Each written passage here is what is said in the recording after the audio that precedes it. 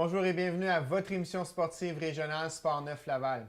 Émission qui vous fait découvrir le milieu sportif lavallois et où l'on aborde le sport différemment. Cette semaine, un petit spécial, on retrouve à nouveau Stéphane, notre entraîneur en escrime au club MEC de Laval. On regardera avec lui ce qui s'est passé, même si ça fait très peu de temps qu'on l'a revu, mais on abordera les réalités, ces réalités au niveau du coaching. Alors si vous êtes prêts, on lance ça maintenant.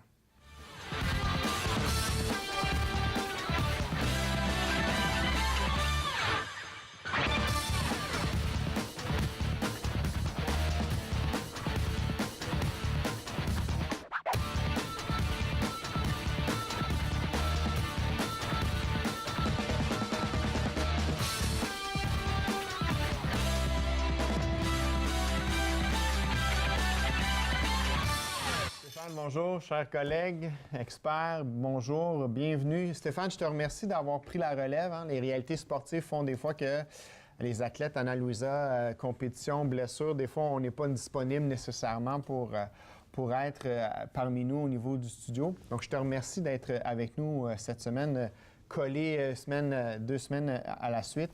Mais c'est ça, je voulais prendre cette occasion-là peut-être pour rentrer peut-être dans tes réalités de coach un petit peu plus spécifiques, plus précises en lien avec ce que tu vis avec tes athlètes. Donc, je ne sais pas si de ton côté, il y aurait des éléments que tu aimerais qu'on partage, qu'on discute aujourd'hui.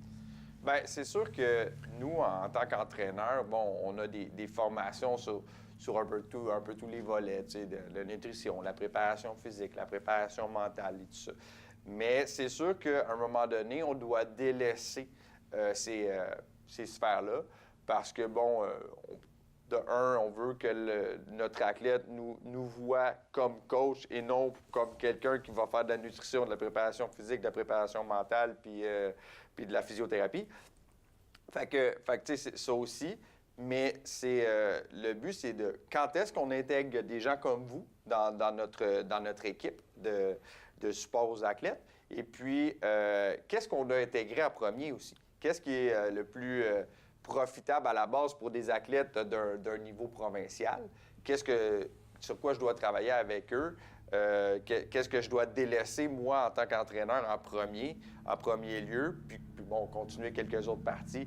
Fait que jusqu'au jour où est-ce que, tant mieux, l'athlète est supporté par un centre régional de haute performance ou un Excellence Sport Laval ou un Sport Canada, où est-ce qu'il y a des services auxquels il y a accès gratuitement.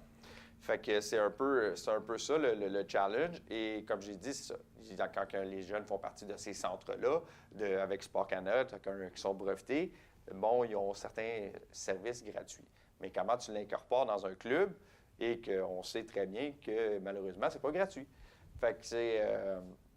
je dis pas malheureusement parce que je ne ferai pas plus gratuitement, là. Mais tu sais, c'est là où est-ce que c'est l'enjeu de l'investissement parent. Où est-ce que je dis aux parents, bien, regardez, oui, ça vous coûte tant pour faire de l'escrime, mais je l'inclus dans le forfait du club. Bien, en plus, vous avez quelqu'un qui vient faire de la préparation mentale, de la préparation physique, ça. C'est sûr que c'est des éléments qui sont intéressants. Puis j'imagine que comme entraîneur, on a la préoccupation d'amener notre athlète à un autre niveau. Hein? Puis c'est sûr que oui, au départ, on a des connaissances, puis on a des expériences qui nous permettent de trouver des solutions peut-être assez précises ou spécifiques à la réalité d'un athlète, que ce soit au niveau de la nutrition, au niveau de la préparation mentale. Moi, je te dirais que souvent, au niveau du challenge, du défi, c'est de voir quels sont les éléments que l'athlète veut travailler aussi. Je pense que, tu sais, qu'est-ce que je rentre en premier? Moi, personnellement, au niveau de la préparation mentale, dans les expériences que j'ai vues, je te dirais que je suis probablement le dernier qui arrive dans la recette. Tu sais, on rajoute plutôt la préparation physique, on rajoute les traitements au niveau des blessures, on rajoute l'aspect nutritionnel, puis après ça, on dit, bien, coudonc, mes performances ne sont pas où ce que je pense que je pourrais être, même si j'ai toutes ces expertises-là ou même si j'ai toutes ces ressources-là, qu'est-ce qui me manque? Qu'est-ce qui fait que j'arrive sur les plateaux importants puis je ne performe pas à mon plein potentiel? Donc, je te dirais que je suis souvent, au niveau de la préparation, le dernier élément qui est rentré dans la recette. de quelle façon est-ce que ça peut être fait? Puis je te dirais que la réalité aussi de la relation coach-athlète amène une certaine dynamique. Hein? Puis moi, comme expert, quand j'arrive on change la relation bilatérale en une relation, en un triangle de communication. Donc, aussi, ça a ses défis, ça a ses préoccupations, ses perspectives à considérer. Il faut vraiment s'asseoir avec l'entraîneur, avec l'athlète, puis voir est-ce qu'on a les mêmes perspectives, est-ce qu'on voit la préparation mentale, est-ce qu'on voit la performance, quelles sont les valeurs. Donc, il y a un travail vraiment, avant de rentrer dans « OK, on va travailler l'aspect mental, la performance », il y a vraiment une façon de s'asseoir pour évaluer est-ce qu'on est sur est-ce qu'on voit les choses de la même façon. Parce que moi, je dis toujours, au niveau de la préparation mentale, il y a vraiment une relation de confiance qui est à établir. On va toucher à certains éléments. Je dis toujours à un entraîneur, c'est rare l'athlète qui va venir te voir qui va dire qu'il n'est pas confiant. L'athlète qui va venir te voir qui n'est pas prêt à embarquer sur le terrain ou sur la piste. Donc, ces réalités-là font en sorte qu'il y a comme une relation privilégiée qui est à établir entre moi, l'expert, et l'athlète dans les réalités de la préparation mentale, mais aussi dans le dynamisme de la communication entre les trois parties, qui est l'athlète, le coach et moi-même comme expert. Donc, je te dirais que c'est ces éléments-là qu'on va essayer de regarder, de considérer. Au niveau de l'initiation, au niveau de l'entrée en matière, souvent, c'est par une conférence, un atelier qu'on fait à l'équipe. Donc là, au niveau des coûts, c'est partagé à travers tout le monde qui est présent. Ça peut aussi intégrer un aspect des parents qui vont participer parce que si les athlètes sont un petit peu plus jeunes, tu veux avoir le support des parents. Donc, il y a ces éléments-là qui peuvent nous aider à intégrer ces éléments-là au niveau de la préparation mentale dans tes perspectives de coach à ce moment-là. Alors, c'est sûr qu'il y a vraiment un défi à gérer ou à intégrer toutes ces expertises-là. Donc, moi, comme je te disais, souvent, au niveau de la préparation mentale, c'est le dernier aspect qu'on va insérer dans le parcours athlétique d'un athlète puis d'une organisation comme un club ou une équipe. Je pense qu'un des éléments qui vient, parce qu'on connaît très bien l'aspect énergie, l'aspect nutritionnel, une des réalités, je pense, puis Nicolas, tu me corrigeras, puis toi-même aussi comme entraîneur, l'aspect nutritionnel, la performance, la fameuse première question qui se fait poser, qu'est-ce que je mange en compétition? Souvent, c'est une réalité que l'athlète et le coach aussi va devoir gérer parce qu'on n'est pas dans nos environnements traditionnels, on n'est pas près de notre cuisine de famille. Donc, je pense que l'aspect nutrition est aussi un élément qui vient assez rapidement dans l'équation. Ça vient rapidement, je te dirais, je pense que ça dépend du sport. De un, chaque sport est assez dépendant par rapport à ça. On s'entend que des sports où est-ce qu'il y a des pesées, où est-ce que c'est des catégories de poids, c'est vraiment une autre réalité. Je dirais que moi, dans mon cas, c'est pas... je te dirais que la nutrition, pour être bien franc, c'est peut-être la dernière chose que j'incorpore avant, à la fin, tu sais, je veux dire, parce que de un, c'est très dur parce qu'on n'a pas le contrôle en tant qu'entraîneur là-dessus. On sait très bien que la plupart de nos jeunes, c'est même pas les jeunes qui ont plus ou moins le contrôle de ça, c'est les parents qui font l'épicerie, c'est les parents qui font les repas. Fait que c'est la première chose à faire, je pense, en nutrition, c'est même pas une conférence envers les athlètes, c'est une conférence avec les parents.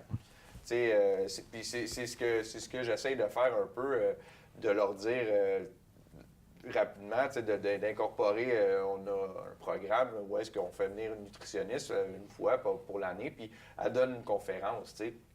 Parce que, puis par la suite, ceux que les besoins sont plus là, ils peuvent aller consulter individuellement. Mais comme je dirais, pour moi, la nutrition, oui, ça a une partie importante parce que oui, ça fait partie de...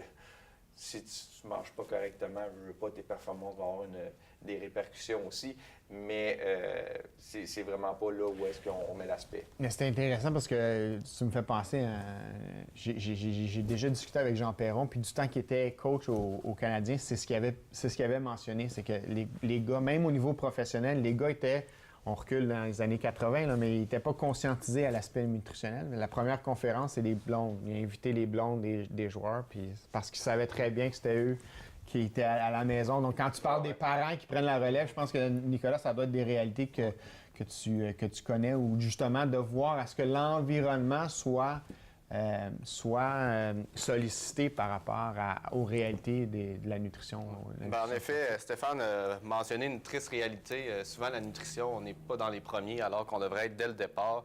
Peu importe le sport, oui, des sports à catégorie de poids, ils sont là d'emblée parce qu'il y a une gestion du poids qui est très importante, mais dans n'importe quel sport, on devrait être là dès le départ. Malheureusement, les réalités font souvent qu'on va être dans les derniers également. Pourquoi? Parce que les gens mangent déjà depuis longtemps, ils savent déjà un peu quoi manger. Il y a beaucoup de croyances aussi, de choses qui circulent. Donc, ils se disent, on va concentrer nos efforts et notre budget aussi, on ne se le cachera pas, sur la préparation physique, sur les physios pour justement améliorer notre conditionnement physique. Puis un coup qu'on aura une marge de manœuvre ou qu'on sera assez bien avancé, ils font appel à la nutrition, qui est selon moi une grande erreur. On devrait être là dès le départ. Et tu en as parlé des conférences. Les conférences, je crois que c'est la façon la plus abordable pour des clubs sportifs dans le but de contacter des nutritionnistes. Comme ça, on peut toucher toute l'équipe en même temps. Et en effet, avec les jeunes, c'est primordial d'avoir les parents parce que l'alimentation, ça touche toute la famille. Si on fait juste l'enseignement aux entraîneurs et aux athlètes, ils vont revenir chez eux, puis les parents, ils comprendront pas, puis ils n'ajusteront pas l'alimentation. Donc, c'est vraiment... Les parents ils ont un rôle clé.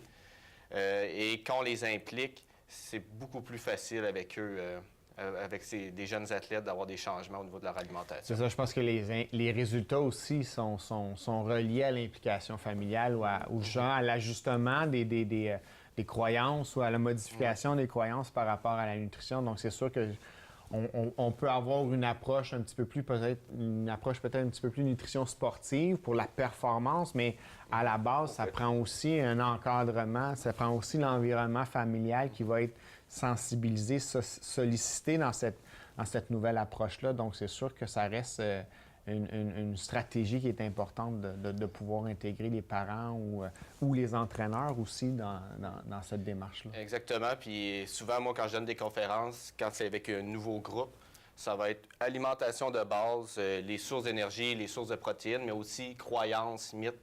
C'est vraiment ma première approche, la saine alimentation, démystifier tout ça. Et à la suite, si le club a les moyens, bien, je vais revenir puis là, faire des conférences plus poussées, par exemple l'alimentation avant l'activité physique, l'hydratation, récupération, tout dépendant des sujets qui sont désirés. Et tu en as parlé aussi, on fait aussi des consultations individuelles. Donc, après les conférences, s'il y a des parents ou des athlètes qui sont intéressés à avoir un plan plus personnel ou à avoir des informations plus précises, c'est vraiment là, aux frais de l'athlète ou des parents que nos services seront offerts. Donc, il y a vraiment cette dynamique-là, un peu dans la même façon qu'au niveau de la préparation mentale, la nutrition. Il y a vraiment une approche de dire globale, générale, qu'est-ce qu'on peut...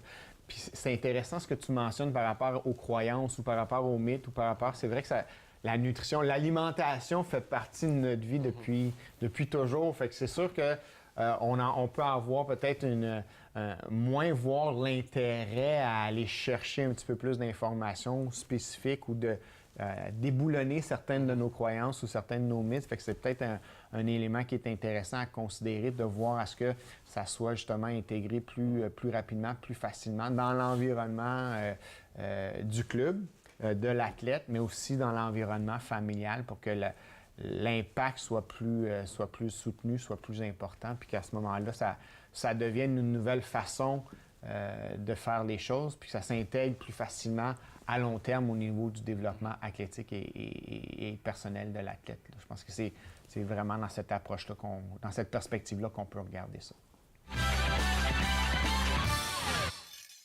Alors, Stéphane, les besoins en nutrition, les besoins en préparation mentale, j'imagine que pour avoir un athlète, il faut aussi le préparer physiquement à performer. Donc, au niveau de la préparation physique, oui, comme tu dis, comme entraîneur, on a un certain bagage. Souvent aussi, on vient du milieu.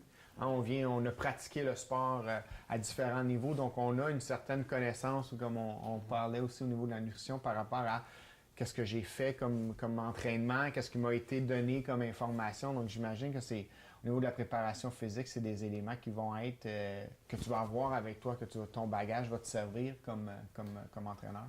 Oui, je m'en sers quand même énormément, surtout quand je dis que je fais beaucoup de préparation physique, mais intégrée et spécifique à mon sport en tant que tel.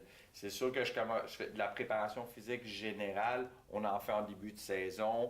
au niveau du cardio et tout ça. Mais par la suite, bon, la préparation physique générale en salle, malheureusement, j'ai pas le temps de faire ça. Fait que c'est sûr que ça devient tout de suite spécifique à mon sport. Puis,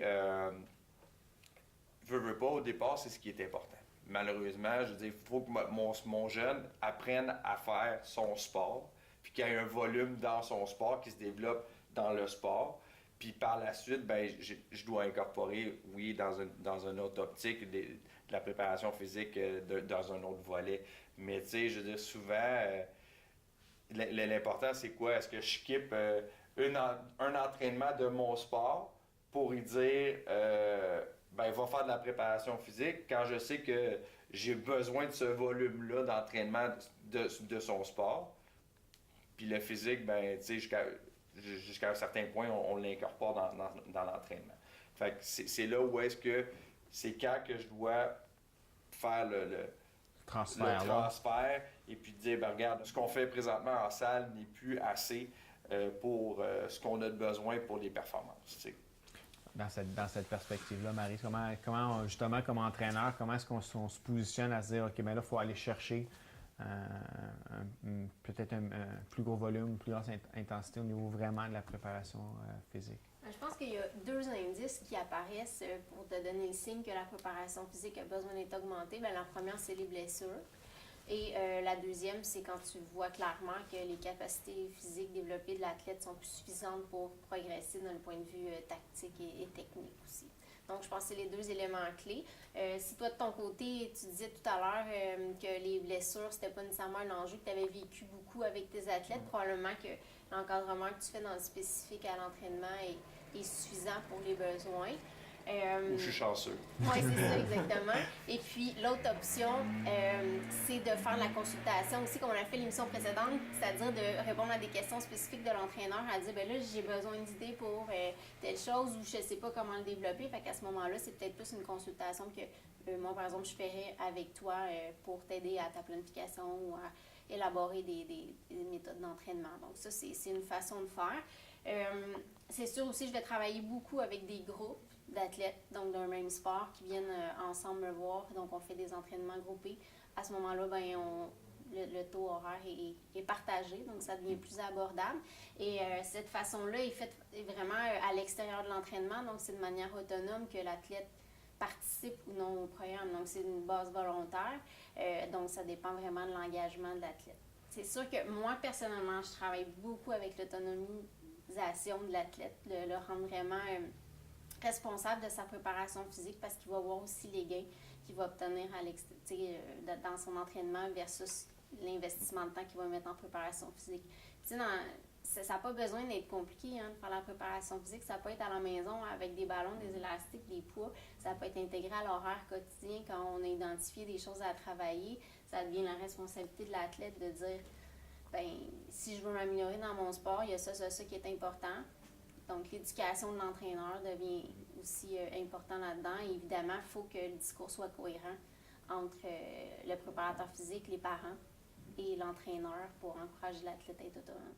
Là, je pense qu'il y a un aspect de responsabilisation au niveau de la préparation physique. Tu sais, on peut dire, oui, on peut travailler par rapport à cibler, on peut travailler avec l'entraîneur pour cibler certains de ces éléments qui sont à peaufiner chez ces athlètes, mais après ça, moi je le dis souvent aux entraîneurs, je ne peux pas plus vouloir que mon athlète, donc dans cette perspective-là, puis peut-être justement au niveau de la préparation physique, c'est un secteur, c'est un élément où on voit en quelque sorte l'engagement de l'athlète dans sa progression, puis ça peut être un bon indicateur aussi, des bons indicateurs pour l'entraîneur de dire, OK, ben regarde, tu as un 2 mois d'été, là, tu as quand même un plan, une planification où tu vas avoir une pause importante pour récupérer, mais je veux te revoir, je veux te voir avec des gains, je veux te voir avec des améliorations au niveau physique. Voilà ton plan.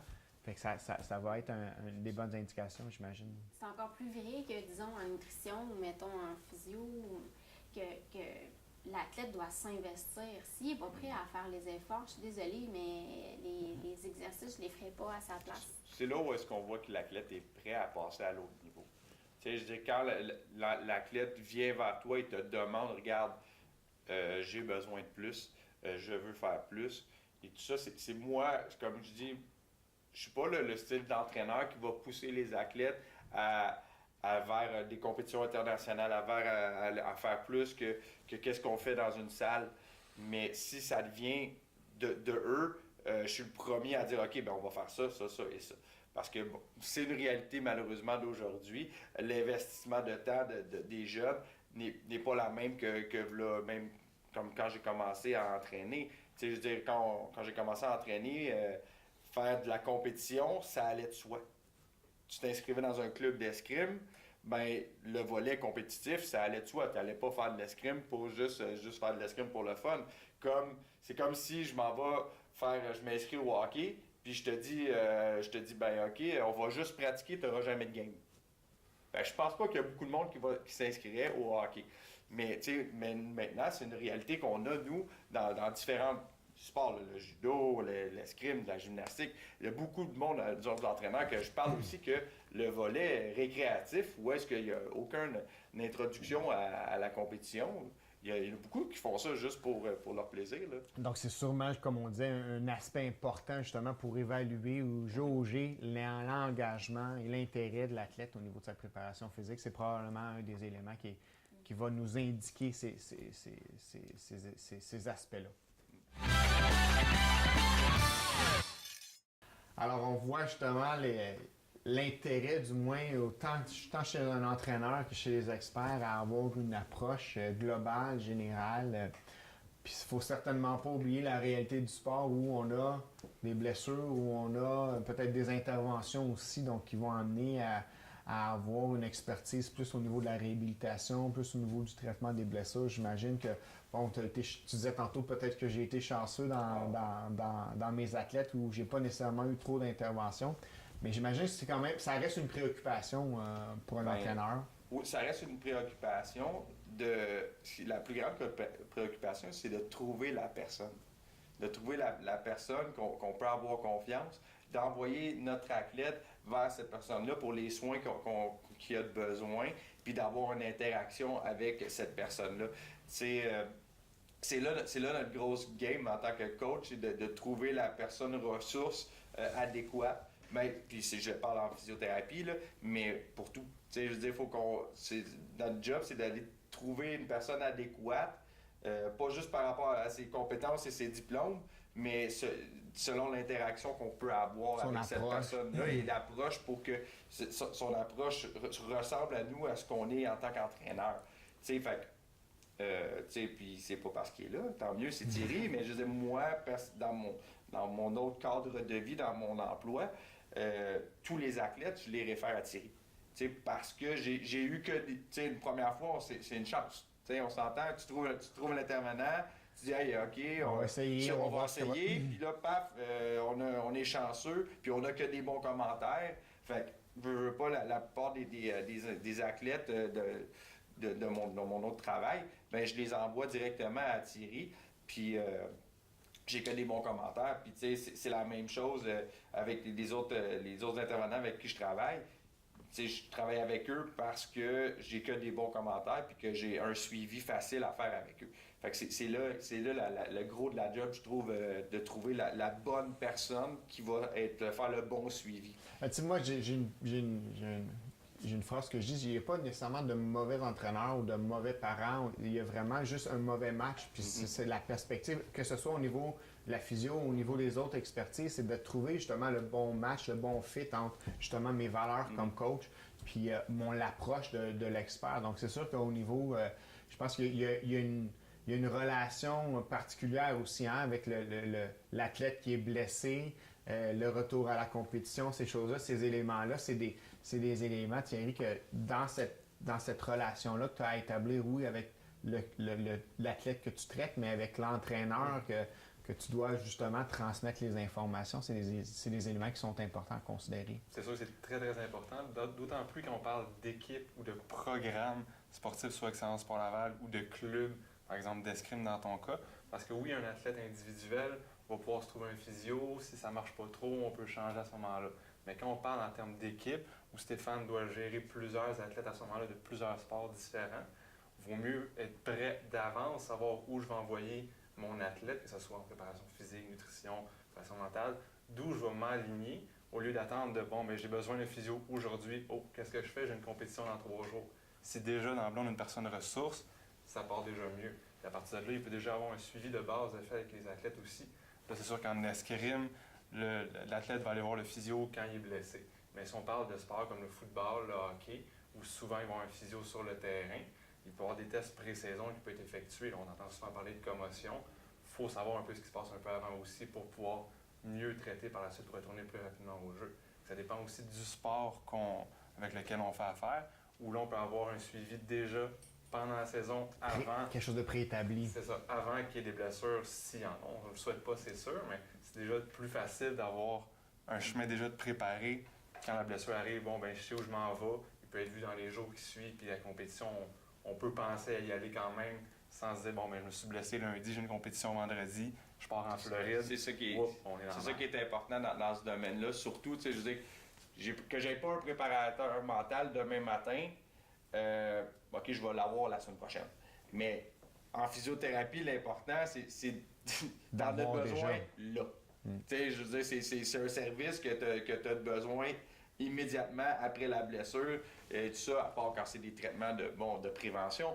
Mais on s'entend que le physiothérapeute, la plupart du temps, quand il est appelé, c'est parce qu'il y a un cause à effet. Fait que c'est là qui est important aussi, c'est, comme je dis, d'avoir la personne ressource tout de suite, puis qu'on ait tout de suite accès à la personne. Je pense que c'est ça. Puis dans la dynamique où justement il y a une importance à s'entourer, d'avoir un environnement qui est en quelque sorte qui va nous rejoindre au niveau des valeurs, au niveau des approches. Je pense que c'est pas nécessairement de prioriser un service plutôt qu'un autre. Je pense que c'est d'avoir vraiment, puis vous me corrigerez si vous le voulez, mais c'est d'avoir une approche globale, générale. C'est-à-dire, essayons d'avoir un environnement qui va amener mon athlète à mieux performer. Puis peut-être que j'aurai des approches différentes, où je serai à des niveaux différents au niveau de la nutrition, au niveau de la préparation mentale, au niveau de la préparation physique, mais plutôt avoir une formule tout inclus et d'avoir à ce moment-là différents paliers de services, si on veut, des approches peut-être de façon plus, je pense à la préparation mentale, d'approche plus de groupe, d'équipe, plutôt que d'avoir des suivis individuels où les coûts peuvent être importants. Même chose au niveau de la nutrition. Donc c'est vraiment essayer de peut-être, moi ce que je te mentionnerais, c'est d'avoir une approche globale, générale, dès le départ, et non pas voir est-ce que je vais faire rentrer une expertise plutôt qu'une autre dans mes réalités, mais avec le budget que j'ai, qu'est-ce que je peux avoir de façon globale, générale, puis de peaufiner peut-être au niveau de la qualité ou du niveau des services par rapport à ça. Je ne sais pas si ça fait sens, mais je pense que dans la perspective où on a cette qualité-là, où on a cette préoccupation comme entraîneur-là, on va avoir une approche globale, générale, qui va nous aider à mieux performer par rapport à nos athlètes. Donc j'espère que, c'est un peu comme un programme comme Excellence Sport Laval qui va faire justement, qui va offrir cette panoplie de services-là, ça reste une alternative qui est intéressante pour un club, pour un entraîneur, d'incorporer ces éléments-là. Donc, je te souhaite de pouvoir incorporer ces éléments-là dans ta réalité. Je devrais être capable de trouver le contact. Donc, vous voulez en connaître un petit peu plus sur les réalités d'un entraîneur, sur les défis justement d'avoir une approche globale, vous pouvez nous contacter via notre plateforme @Sport9Laval et poser vos questions, faire part de vos questionnements, de vos réalités. Vous voulez aussi suivre nos émissions, je vous invite à aimer la page Facebook de la TVRL. Au nom de l'équipe, au nom de tout le monde, je vous remercie de votre présence, de votre écoute. Je vous dis à la semaine prochaine.